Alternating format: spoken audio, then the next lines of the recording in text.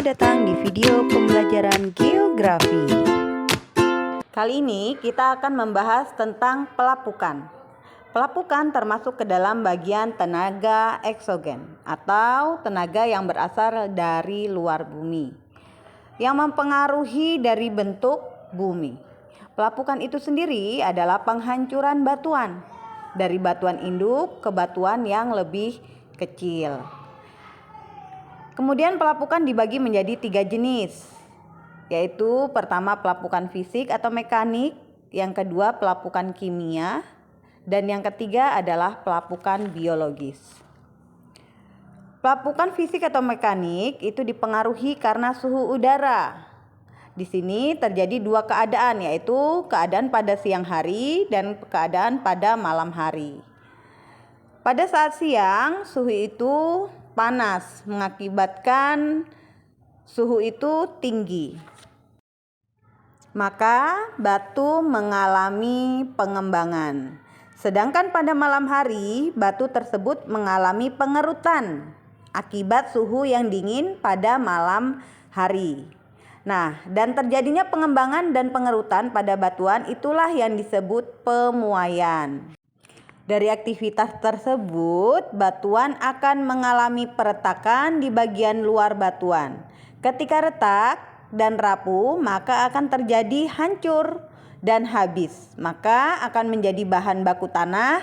Itulah yang dinamakan pelapukan.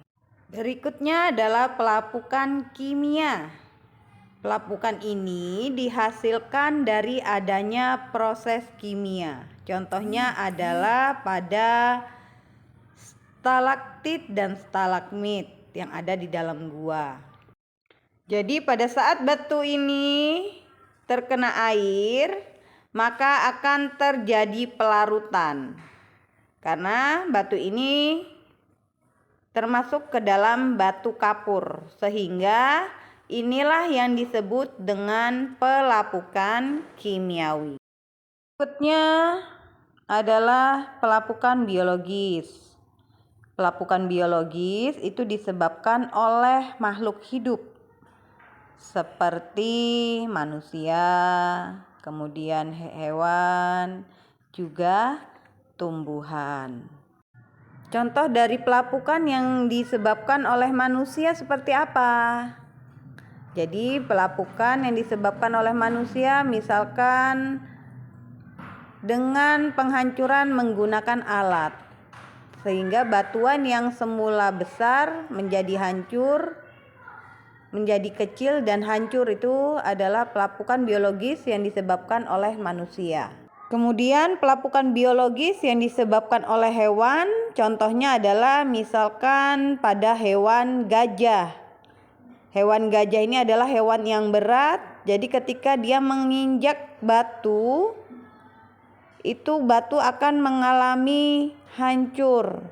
Itulah yang disebut dengan pelapukan biologis yang disebabkan oleh hewan gajah. Kalau untuk hewan lainnya seperti cacing dan lainnya, itu adalah pelapukan yang disebabkan oleh cacing yang ada di tanah, seperti itu. Dan berikutnya adalah pelapukan yang disebabkan karena tumbuhan. Misalkan pada batuan itu ditumbuhi lumut, sehingga menyebabkan lama-kelamaan batu itu akan mengalami pelapukan, mengalami pecah, mengalami hancur. Itu adalah pelapukan yang disebabkan oleh tumbuhan. Pelapukan yang lain yang disebabkan oleh tumbuhan seperti apa lagi?